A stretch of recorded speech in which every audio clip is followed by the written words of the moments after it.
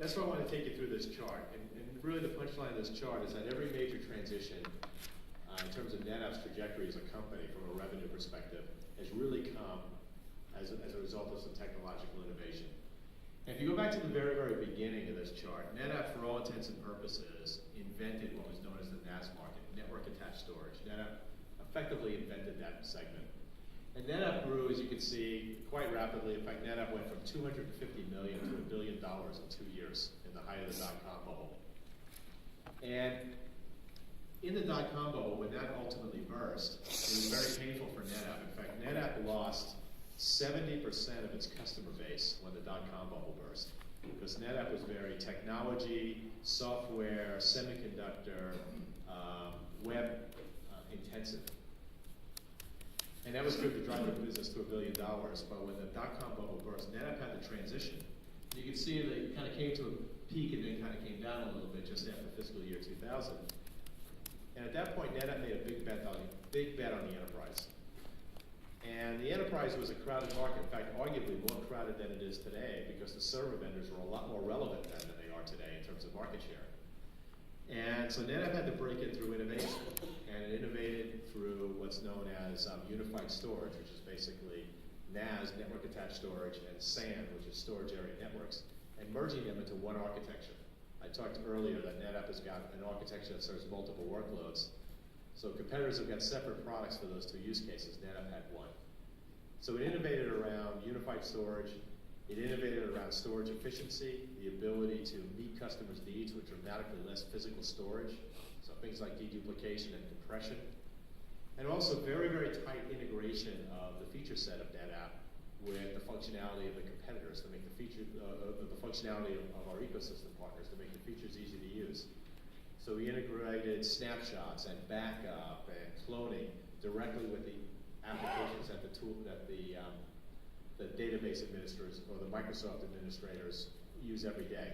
So it made it possible from the Oracle tools to do a backup or from the Microsoft tools to do a recovery. So those are things that we did at that period of time around business applications. So Netapp transitioned from being a technology company selling to technology companies to being a more general purpose business supplier to primarily enterprise customers. And that was a big transition the company made. And you can see through most of the last decade, Netapp grew about 30% per year. So then we kind of came about towards the end, just before fiscal year 08, 09, and we had the financial services meltdown. And at the same time, there was a very, very interesting trend afoot. That was also something that was top of mind with Netapp. So financial services crisis hits, growth rate, although not reflected in this chart because of the boundaries, but Netapp's growth rate dropped, the industry growth rate dropped to 0. And there was also another big trend that was afoot at that point in time, and that was virtualization, particularly server virtualization. And there was this belief at the time that server virtualization was something that was going to be a negative for Netapp. And the rationale was that the big company in that industry was VMware, who was owned by our biggest competitor, and certainly that was not good for us. And the other feeling was that the server vendors, since this was server virtualization, the server vendors were selling the product, and they were the ones that were going to dominate the conversation with customers. And there was this prevailing opinion that server virtualization was bad for Netapp. There was this whole big dialogue going on with customers that Netapp was not going to be part of. And what was interesting about that was, while that was the external point of view of Netapp, and Netapp stock traded for $10, and there was clearly a lot of negativity, inside Netapp believed that virtualization had huge implications for storage, and there was a lot that Netapp could do to differentiate on that front. So while the external commentary was virtualization was bad for Netapp, the internal mantra or motto or goal was that we want to be the unquestioned technology leader in storage for virtualized infrastructures. So while the rest of the world said this thing was going to kill us, the tagline across the bottom of all of our slides, in fact it was the design point of 8.1, which was one of the earlier releases of Clustered ONTAP, is to be the unquestioned technology leader in storage for virtualized infrastructures. That was our goal. So this thing that was going to kill us was actually the thing that we embraced the hardest. As you can see, we came out of that very, very strong. In fact, we had the 2 biggest market share growth years in the history of Netapp were the 2 years that followed after that. And there's an acquisition here which didn't contribute to the market share because it was mostly an OEM business that contributed to the revenue. But Netapp grew 60% in 2 years, 3/4 of it organic, and had the 2 biggest market share gain years in the history of the company based on that big bet.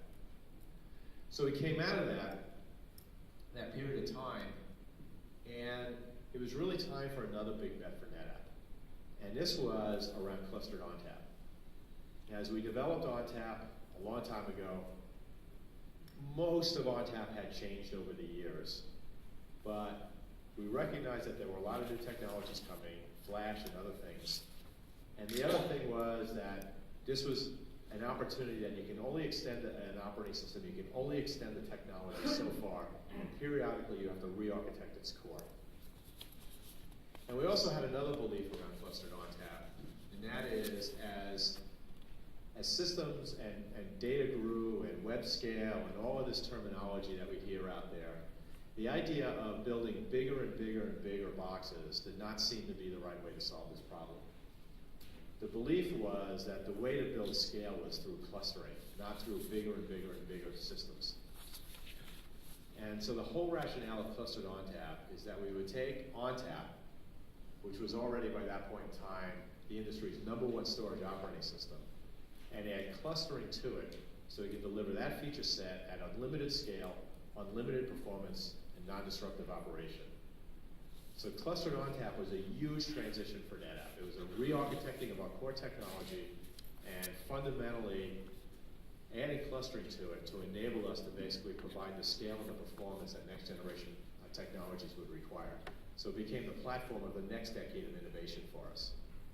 But it was a very complex transition. Because at that time, it was just about all of our revenue, and we were re-architecting all of it. And the way I liken it, it was our Sun OS to Solaris, it was our Windows to Windows NT, it was our big bet. And that transition, not surprisingly, was hard for us. And it slowed us down. And for a quarter or two there, we actually saw our growth rate dip below that of the overall market. And that raised a lot of Netapp sentiment around Netapp's growth rate and Netapp in the future and competitive and all of that other type of stuff kind of crept in at the same time. But once that ramp started, and it took a little bit of time for it to start, once it started, it's actually been steeper than we originally anticipated. It's over 20,000 nodes now currently installed with clustered ONTAP. And last calendar year, we actually had market share gains above our 10-year average. So once again, a really big bet to re-architect our technology, to set us on the course of the next platform of innovation is really what drove us through that. So now here we are today, right? And we're in this transition, and we introduced all new products. So you'll hear a lot about clustered ONTAP and 8.3 and cloud ONTAP and Netapp private storage, storage grid web scale and flash array and steel store. But now we're upon this other question about the cloud. Is the cloud the next thing? Is the cloud the next virtualization and the next big threat to Netapp? And our stance on the cloud is that we want to embrace that as well. We see plenty of our competitors and other companies in this space whose attitude on the cloud is not necessarily very clear. Their position on the cloud is, it's risky, it's dangerous, it's not secure. Or you hear positioning that, well, if you have to go to the cloud, go to our cloud. And that's not what Netapp is saying. Netapp is saying that companies, whether they be traditional telcos, whether they be British Telecom, whether they be hyperscalers like Microsoft or Amazon, are going to spend billions of dollars building this infrastructure.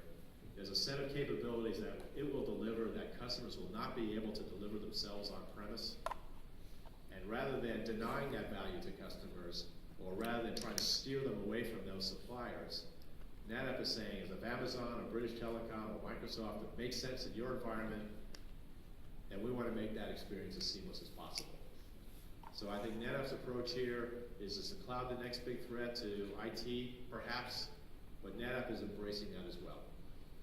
And if Netapp is the company that can take that technology, make it secure, make it seamless, make customers realize the benefit that it can provide, then there's a huge business opportunity for us to not only monetize data to the cloud, but they become more ubiquitous as the data management supplier to the enterprise and win more of the on-premise footprint. So as I look at this slide, I wanted to go through, Netapp has had some breakpoints. We had some, the dot-com bubble was a mortal threat. The rise of virtualization was a mortal threat. There's other ones along the way, transitioning from Unix to Windows, likewise the cloud, and clustered on tap. So technology companies are big bet companies, and when there's industry transitions, the companies that make the big bets and execute well against them are the ones that win big, and that's what we're trying to position ourselves for. So, if you go back to this picture, is that we clearly see that the industry is in transition. So we feel really good about our position. Like I said, we had market share gains last year above our 10-year average. The ramp of clustered ONTAP makes us feel good. In the flash space, Netapp is number 1 and number 2 in the world in total flash petabytes shipped in various different forms. In the object storage space, we just introduced Storage Grid. So I think we feel really, really solid about the portfolio where it sits today. And just in the last 90 days, we introduced a bunch of new products. And it's never been bigger than where we are right now. But the big question that's in front of us is, what about this transition? What about the cloud? And that's why we spend a lot of time developing our strategy and articulating our strategy. And I think the real essence of the cloud is, the cloud is going to make sense for customers in certain scenarios, maybe an ever-increasing set of scenarios. And our job is to really embrace that and make that possible for our customers. We also recognize that in order to truly realize that vision and make the cloud seamless, data management is the key problem to be solved. And that is Netapp's core competency. And I talked earlier about investment protection. Customers are in a position where they don't want to make a major decision. They don't want to invest in a data center. They don't want to invest in technology for fear that technology is changing so fast that a year from now, or 2 years from now, or 3 years from now, they may regret that. The ability of having clustered ONTAP to span on-premise to the cloud means they can make those choices today, knowing that Netapp will ultimately enable to make this cloud journey. So at the end of the day, I think compelling portfolio for today's technology. We recognize that the market is in transition, that cloud is going to become a major architectural design component of every data center going forward, that the world is going hybrid, and Netapp has a unique and differentiated approach to go after that. So once again, I'd like to reiterate, thank you for your time, thank you for your interest in Netapp, and I think we're going to open up for some Q&A. Yep, so if any of you had additional questions, if you had any additional questions for Tom, either on the material you presented earlier or today, or general company questions, this would be a great opportunity. Terrific. My name is Krinsky from Strategie Channel Netherlands. I was a little bit triggered by the fact that you said that about the competition between storage vendors and the server vendors. But what's your opinion about software-defined storage put on servers? For example, we see a lot of new storage companies delivering a complete storage solution on servers like Dell and like Exenta, and also other new kids on the block. What do you think about it? Well, I think, there's two issues there. I think first and foremost, as standalone storage systems providers and storage portfolio providers in terms of storage software, I think the trend of the last 20 years has been that the dedicated storage vendors have been the share gainers, and the server vendors have been the share losers, and that will continue indefinitely. Nothing is going to change that trend. The fact that other people are writing applications, storage applications that run on the servers of a Dell or an HP, I'll talk about that in a second, doesn't make HP and Dell storage companies. It makes them server companies, and this is just another application that they happen to be running. So the storage intellectual property of the server companies is declining and becoming less competitive, and that will continue to be so. In fact, when HP acquired Compaq, HP was number 1 in storage market share in the world. And now their market share is about 10%. And if you go back another 15 years, IBM was number 1 in market share in the entire world, probably 50% market share. And their market share today is probably about 11%. So the server vendor companies simply cannot continue to sustain the investment it takes to be competitive in this space and will continue to decline. Now the question is, will other people develop storage management software that doesn't require dedicated hardware that will run on their servers? Okay, so that doesn't make it a storage company. But I want to address that particular question because we clearly hear about that. So our definition of software defined clearly is something that's enterprise-wide, that spans all hardware, and it spans cloud and not cloud. So certainly there are companies that are doing integrated server networking and storage, kind of a software-defined model that runs on generic hardware. But are they enterprise-wide? Do they supply a wide range of applications? Do they integrate with the cloud? Do they do primary storage, which means the online transaction as well as backup? They don't do that. They're very, very narrow use case.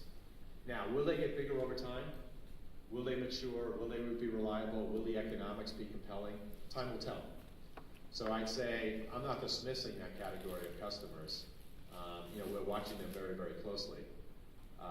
But right now, they're really narrowly defined, and it's a very, very small set of use cases, primarily virtual desktop. But I don't see that as the mainstream technology, because I think it's got a long way to go. And I think it's not just the companies that are doing that. It's also Microsoft with their storage services. It's also VMware with their storage services, with vSAN. I think all of those are vying for that space. But right now, they serve a very, very small set of workloads, and they don't scale very high, so they're mostly aimed at the low end of the market. Great. Next. Brian,